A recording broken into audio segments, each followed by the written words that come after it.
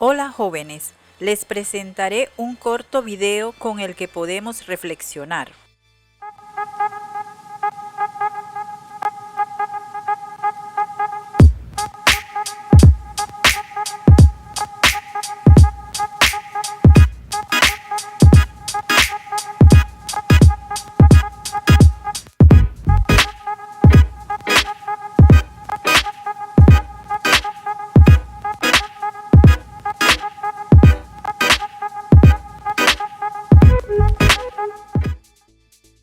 Cierro con lo que vimos en el video con una frase de Emerson, escritor estadounidense del siglo XIX. Nunca se ha logrado nada sin entusiasmo. Bienvenidos a la clase de Bioquímica 1. Hoy estudiaremos el ciclo de Krebs. Repasaremos el tema de la clase anterior, la glucólisis. La glucólisis es la transformación de una molécula de glucosa en dos moléculas pequeñas de piruvato. Como repaso, quiero que me indiquen dónde se lleva a cabo la glucólisis. Se lleva a cabo en el citoplasma de las células, fuera de la matriz mitocondrial. Hoy estudiaremos qué sucede cuando las dos moléculas de piruvato formadas en la glucólisis entran en la matriz mitocondrial para formar citrato. Sus investigadores, el científico Albert Szent-Györgyi, fue el iniciador de la investigación por sus descubrimientos con el ácido fumárico, componente clave de esta ruta metabólica. Finalmente, el ciclo del ácido cítrico fue identificado por el científico Hans Adolf Krebs en 1937. En conjunto con Fritz Lipmann, el ciclo lleva su nombre en su honor. ¿Qué es el ciclo de Krebs? Es el ciclo del ácido cítrico o ciclo de los ácidos tricarboxílicos. Es una ruta metabólica de la respiración de las células. Ocurre en la matriz mitocondrial. ¿Por qué es un ciclo? Porque el producto inicial y el final es la misma molécula, el oxaloacetato. Se regenera en cada vuelta. El ciclo tiene 8 etapas. Iniciemos las etapas. La etapa 1 es irreversible. Iniciamos con el oxaloacetato con 4 carbonos y la introducción de la acetilcoenzima A con 2 carbonos y se forma citrato, un compuesto de 6 carbonos. La enzima que regula la reacción es la citrato sintasa. La coenzima A se recicla para iniciar otra vez esta etapa con otra molécula de acetilcoenzima A. La etapa 2 es reversible. Del citrato pasa al cis-aconitato y luego al isocitrato. La enzima que regula la reacción es la aconitasa. Se promueve la adición de dos moléculas de agua reversible al enlace hacia el citrato y el otro hacia el isocitrato.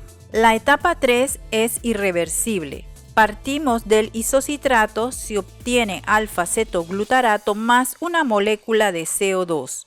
La enzima que regula la reacción es la isocitrato deshidrogenasa. Aquí se forma el primer portador de electrones NADH más un protón. La etapa 4 es irreversible. A partir del alfa-cetoglutarato se produce succinilcoenzima A y se forma otra molécula de CO2. La enzima que regula la reacción es un complejo alfa-cetoglutarato deshidrogenasa. La energía de oxidación del alfa-cetoglutarato se conserva en el enlace tioéster del succinilcoenzima A. Ahora veremos la segunda fase donde inicia la regeneración del oxaloacetato. La etapa 5 es reversible. De la succinilcoenzima A se forma succinato. La enzima que regula la reacción es la succinilcoenzima A sintetasa.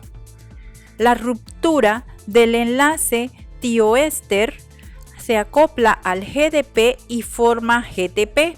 El GTP dona su grupo fosfato y se forma ATP. La etapa 6 es reversible. Del succinato se forma fumarato. La enzima que regula la reacción es la succinato deshidrogenasa. Esta enzima es la única unida a la membrana mitocondrial interna, ligada a la cadena de electrones.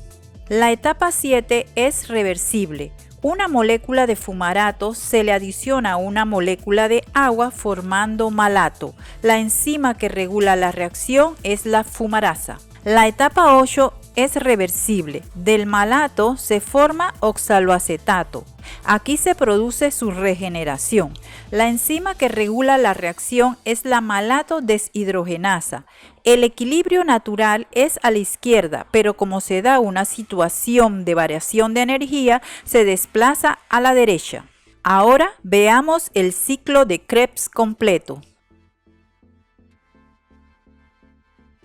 Esta es la fórmula general del ciclo de Krebs en una vuelta, formando oxaloacetato, 2 moléculas de CO2, una molécula de coenzima A, GTP que se transforma en ATP, 3 moléculas de NADH, una molécula de FADH2 y 3 protones de hidrógeno. El análisis de la formación de un compuesto de 6 carbonos y las moléculas de CO2.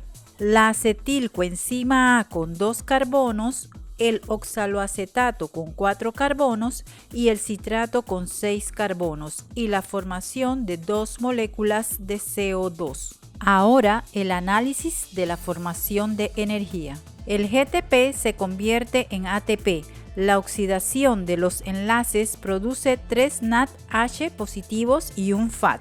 Funciones principales del ciclo de Krebs. Produce el CO2 fabricado en el tejido humano.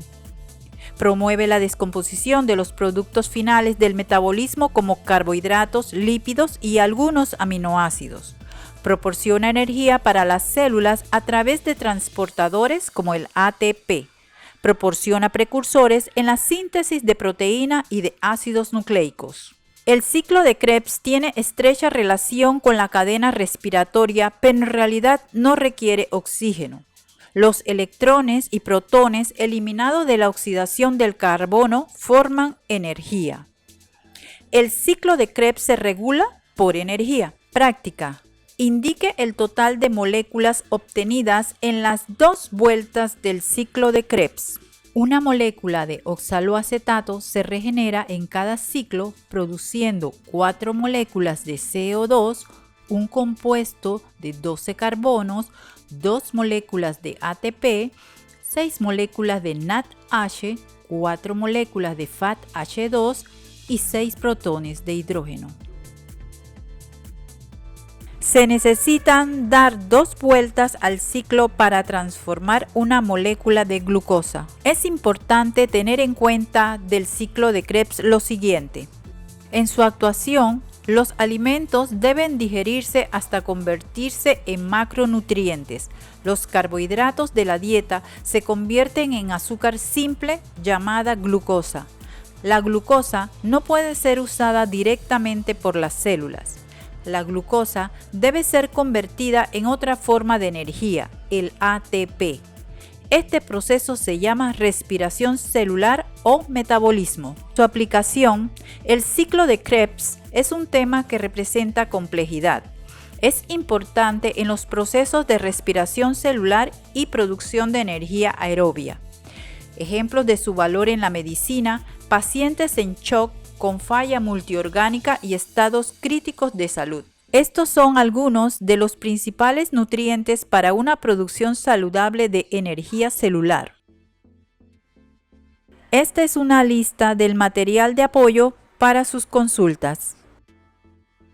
En la siguiente clase veremos cómo se utilizan las moléculas de NADH y FADH2 para producir ATP. Tarea: investigar cómo ocurre el transporte de electrones y fosforilación oxidativa a partir del NADH y FADH2. Nos vemos en la próxima clase. Hasta pronto.